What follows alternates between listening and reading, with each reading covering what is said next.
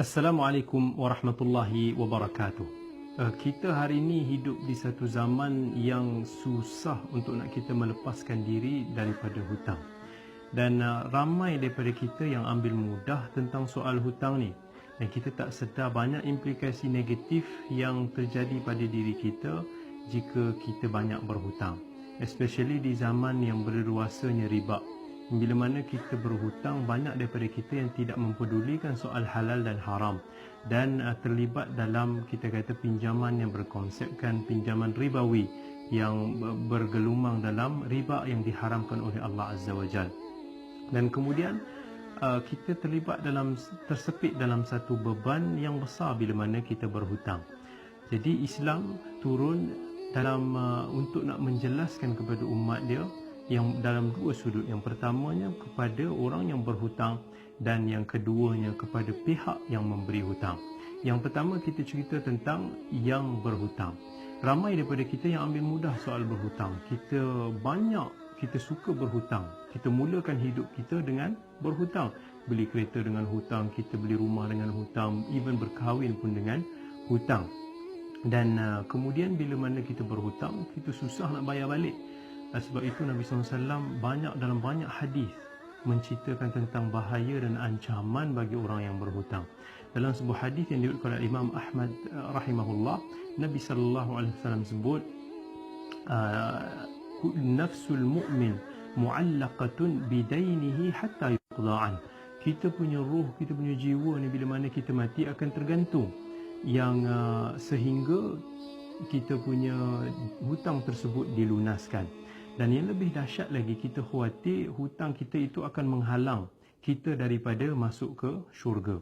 Dalam sebuah hadis yang diriwayatkan oleh Imam Muslim rahimahullah, Nabi SAW sebut yughfaru lisyahid kullu syai' illa dain.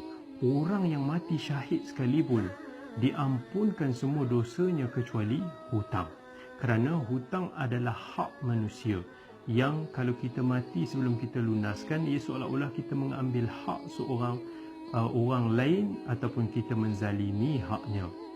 Dalam sebuah hadis lagi ni kalau Imam Ahmad, Nabi SAW satu ketika dalam keadaan yang bermuram durja kerana seolah-olah satu wahyu turun. Nabi melihat ke langit, Nabi tundukkan pandangan sampai sahabat tanya kepada Nabi SAW, mat tashdidul ladzi nazal, apakah kesusahan beban yang kami lihat turun kepada kamu ya Rasulullah? Maka Nabi SAW sebut fiddain, iaitu berkaitan dengan urusan hutang. Namun Nabi SAW sebut, kalau ada seseorang itu qutila, law anna rajulan qutila fi sabilillah, kalau ada seorang itu mati di jalan Allah, mati syahid, kemudian Allah hidupkan dia dan dia mati syahid lagi, dia hidupkan lagi, dia mati syahid, dia hidup, dia mati syahid lagi, Nabi SAW kata dia mungkin tak dapat masuk syurga kerana hutang dia. Maka jangan kita buat main dengan urusan hutang ini. Nabi SAW nak tunjukkan betapa besarnya, betapa beratnya orang-orang yang meremehkan soal hutang.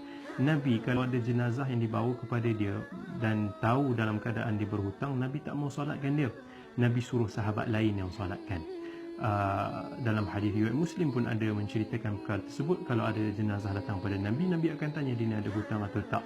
Kalau ada yang ditinggalkan harta untuk nak melunaskan hutang dia, ataupun ada orang lain nak lunaskan dia punya hutang, Nabi SAW akan solatkan dia. Sebaliknya Nabi SAW tak mau solatkan dia dan suruh sahabat lain yang solatkan. Dalam kisah Abi Qatadah, pernah seorang lelaki datang di jenazah dibawa berjumpa dengan Nabi SAW. Bila Nabi SAW tanya dia ada hutang, sahabat kata ada. Berapa banyak hutang dia? 2 dinar. Nabi mula kata tak apa, kamu solatkan je untuk dia.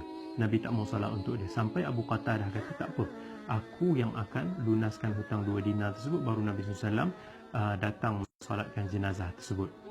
Hutang ni jangan kita terlibat banyak dan jangan kita ambil mudah, tak mau bayar.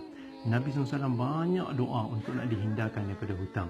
Dalam hadis riwayat Bukhari, Nabi SAW selalu berdoa pada Allah, Allahumma inna na'udzubika min ghalabati daini wa qahrir rijal. Ya Allah, jauhkanlah aku daripada beban hutang yang sukar untuk nak kita bayar. Kenapa Nabi SAW banyak berdoa tersebut? Dalam hadis riwayat Bukhari yang lain, sahabat tanya kepada Nabi, kami melihat kamu banyak berdoa tentang untuk dihindarkan daripada hutang. Mengapa ya Rasulullah? Nabi SAW sebut, kerana kalau seseorang itu berhutang, idza haddatha fakadzab, wa idza wa'ada fa akhlaf. Kerana orang yang dah banyak berhutang ni, dia akan dia akan belajar untuk nak menipu. Bila dia berbicara, dia berdusta. Bila mana dia berjanji, dia memungkiri. Itu kita tengok sikap yang banyak orang-orang yang berhutang ni ada sikap tersebut. Bila dia berjanji, dia tak tunaikan janji dia. Bila nak hutang, dia berjanji macam-macam. Bila nak bayar, dia mungkiri janji dia dan dia berdusta. Sebab tu Nabi SAW minta supaya dihindarkan daripada berhutang. Bagi orang yang memberi, pihak yang memberi hutang pula, macam mana Islam mendidik mereka supaya bertolak ansur dan beri ruang untuk pihak yang berhutang tersebut untuk nak menjelaskan, melunaskan hutang ni. Jangan kita push, jangan kita paksa sangat, kita tidak ambil kira condition ni, sebab orang yang berhutang ni macam-macam situasi. Ada yang jenis dah mampu bayar, dia tak mau bayar. Tapi ada yang nak bayar tapi dia belum mampu bayar. Maka Nabi SAW sebut dalam hadis Abi Hurairah, "Man yassara ala mu'sir, yassarallahu alaihi fid dunya wal akhirah." Barang siapa yang memudahkan urusan orang-orang yang berhutang, maka Allah akan memudahkan urusan dia di dunia dan di akhirat. Sama ada orang yang memberi hutang tersebut bagi tempoh penangguhan sampai ke tahap orang yang berhutang tu mampu nak lunaskan hutang dia, ataupun dia bantu freekan ataupun dia bebaskan orang tersebut daripada hutang. Sebab tu Allah suruh antasaddaqu khairul lakum. Kalau dia sedekah, dia jadikan hutang sedekah, itu lebih baik bagi dia.